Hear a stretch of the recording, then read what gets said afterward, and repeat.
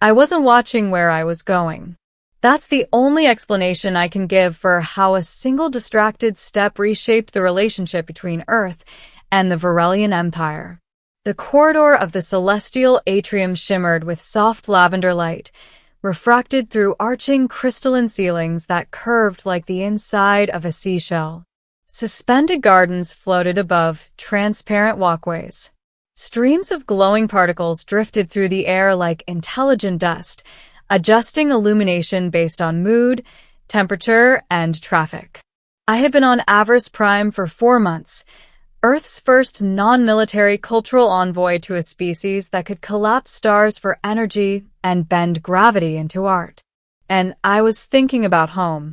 Specifically, I was thinking about how fragile Earth looked the last time I'd seen it from orbit. A blue marble surrounded by darkness.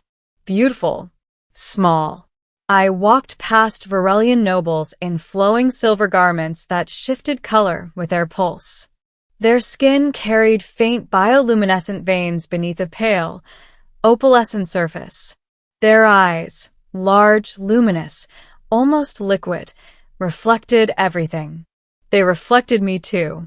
A human. Shorter. Heavier. Less graceful. Out of place. I replayed Earth's final instruction packet in my mind. Be careful. Be humble. Do not provoke. I turned a corner and collided with someone. The impact wasn't violent, but it was enough to snap me out of my thoughts. My shoulder struck something firm, yet surprisingly warm. I stumbled backward, nearly losing balance on the polished surface. Before I could apologize, a hand caught my wrist. Not restraining, steadying. I looked up and immediately understood why the hallway had gone silent. She was taller than any Varelian I'd seen. Her attire wasn't merely decorative, it was ceremonial. A mantle of translucent fabric draped over her shoulders, embedded with micro-constellations that glowed faintly. A diadem of living crystal rested upon her brow, pulsing gently in rhythm with her heartbeat. Her presence bent the space around her, not physically, but socially. Everyone had stopped moving. I swallowed. I apologize, I began. I wasn't. Her eyes locked onto mine. They were not cold. They were curious. Then she leaned closer. Close enough that the faint luminescent threads beneath her skin shimmered brighter. And in a voice soft enough that only I could hear, she whispered, "Do you admire me, human?" My brain short-circuited. Of all the responses I'd prepared for first contact with royalty, none included answering that question while half the imperial court pretended not to listen. What? Her lips curved, subtle, controlled. You collided with me. Your eyes widened. Your pulse accelerated. I can hear it. She tilted her head. You find me pleasing. A heat rose in my face that would have embarrassed me on Earth. Here, it felt catastrophic. I find you impressive, I said carefully. Her gaze sharpened. That was not my question. The hallway remained silent. Every Varelian was still, waiting. I could lie. I could retreat into diplomacy. But something about the way she asked, it wasn't vanity. It was vulnerability wrapped in authority. Yes, I said. Her pupils expanded slightly. Yes, I admire you. The silence shifted. Not shock. Interest. The princess straightened. Good, she said softly. Most species do not answer honestly. And just like that, the fate of Earth tilted. Middle. Her name was Seralith Varian, first daughter of the Radiant Throne, heir to an empire spanning 27 systems. She requested my presence the next day. Not summoned. Requested. That distinction mattered. The chamber I was escorted to overlooked the planet's inner sea, a vast expanse of luminous liquid that reflected the sky in fractal patterns. The room itself was circular, open to the horizon, its floor patterned with shifting geometric light. Seralith stood at the edge. Alone. You came, she said without turning. I was invited. She turned then, studying me again. You did not ask why. I assumed you would tell me. A faint shimmer rippled across her collarbones. Varelian body language I was beginning to understand as amusement. You interest me, human. I'm not sure if that's good or dangerous. It is both. She approached slowly, measuring distance like a predator who had decided not to hunt.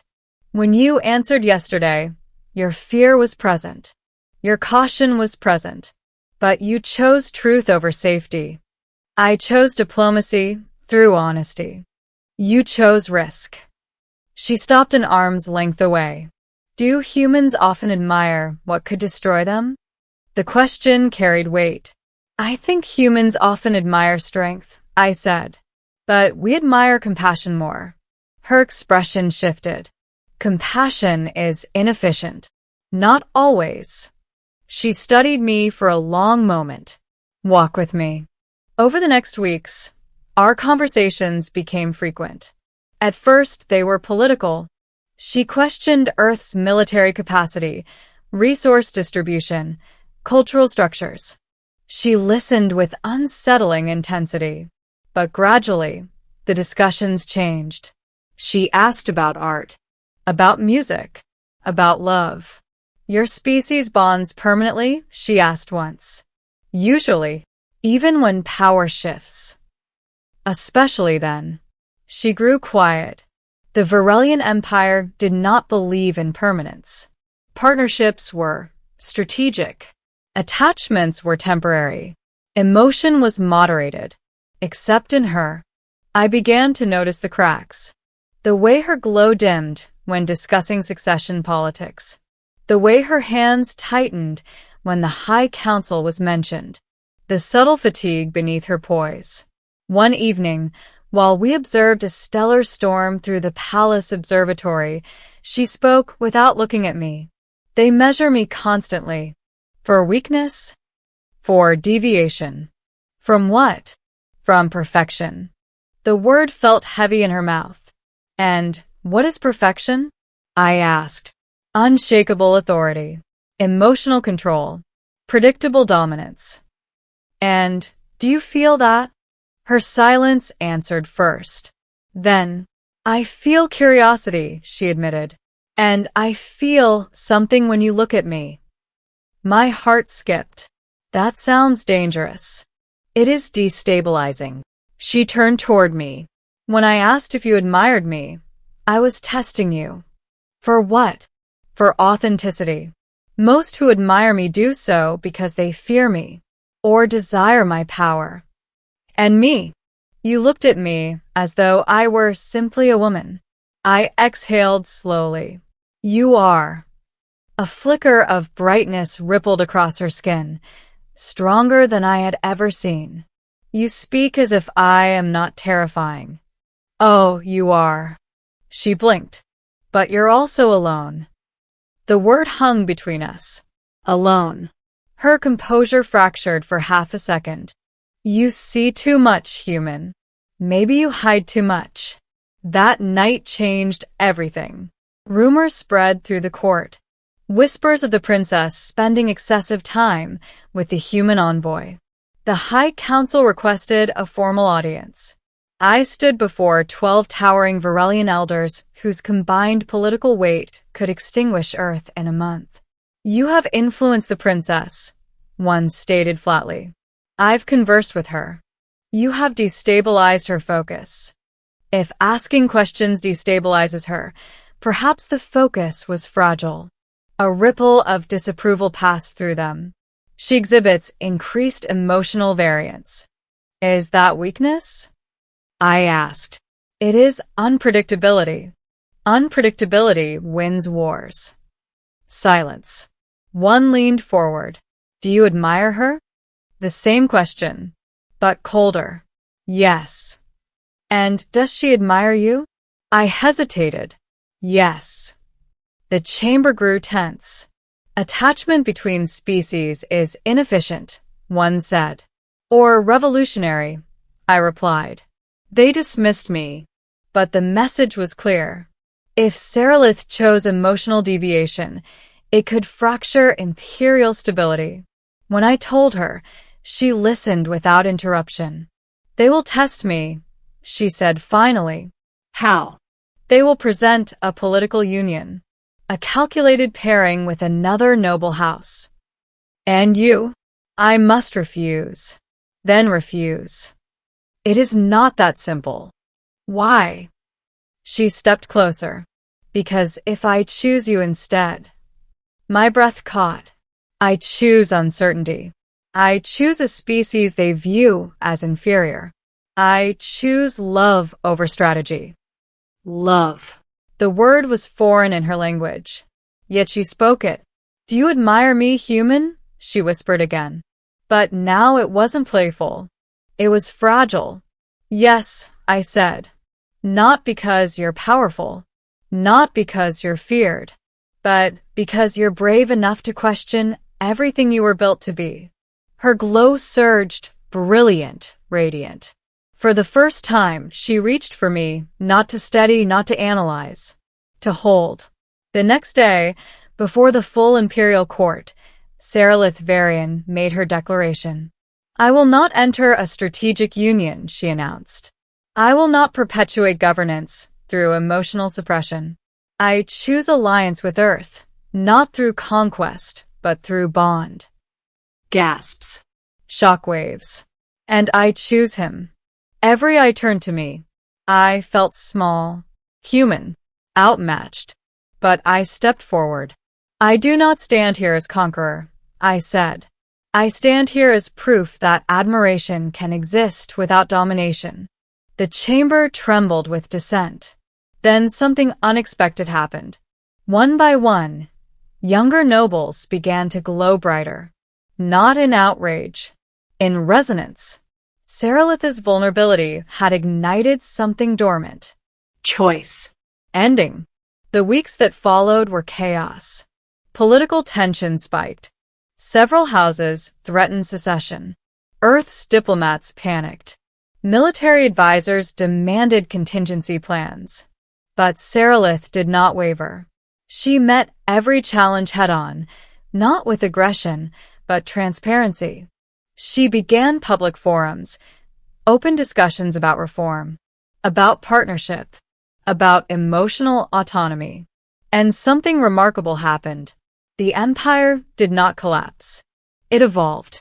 Younger generations embraced the shift. Interspecies councils formed. Cultural exchanges expanded. Varelian artists began composing music influenced by Earth's tonal structures. And slowly, resistance weakened. Not because she dominated, because she inspired. On the night the formal alliance was signed, we stood once more in the celestial atrium where we first collided. You altered everything, she said softly. You were already changing. I was afraid. So was I. She smiled faintly. In my culture, admiration was once a measure of hierarchy. The powerful are admired. The lesser admire. And now I understand admiration as recognition. Of what? Of equal worth. She stepped closer, luminous in the starlight. Do you admire me, human? I smiled. I admire you, Sarilith. Not as princess, not as ruler, but as the woman who chose courage over comfort. Her fingers intertwined with mine. And I admire you, she whispered, for seeing me before I knew myself. Above us, the violet sky shimmered. Two species, two histories, one uncertain future. And it all began because I wasn't watching where I was going. Extended final closing scene. Years later, historians would debate the moment the Varelian Empire began its transformation. Some would cite policy reforms.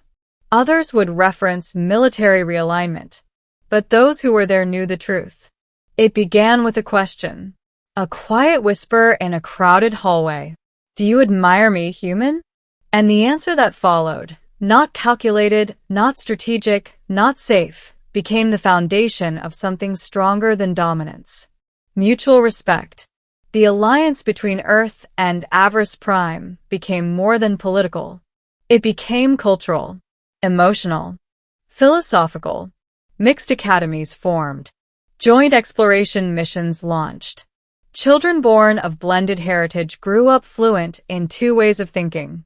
And every time Saralith addressed her people, she did so without suppressing her glow, without hiding curiosity, without pretending perfection.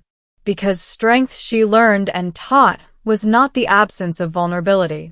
It was the courage to reveal it. And as for me? I remained what I always was. Human. Flawed. Emotional. Honest. Standing beside a being who once terrified the galaxy. Now admired not for her power, but for her heart. And sometimes, late at night, when the auroras ripple across the crystalline sky, she leans close and whispers the question that started it all. And I answer the same way. Yes. Always yes.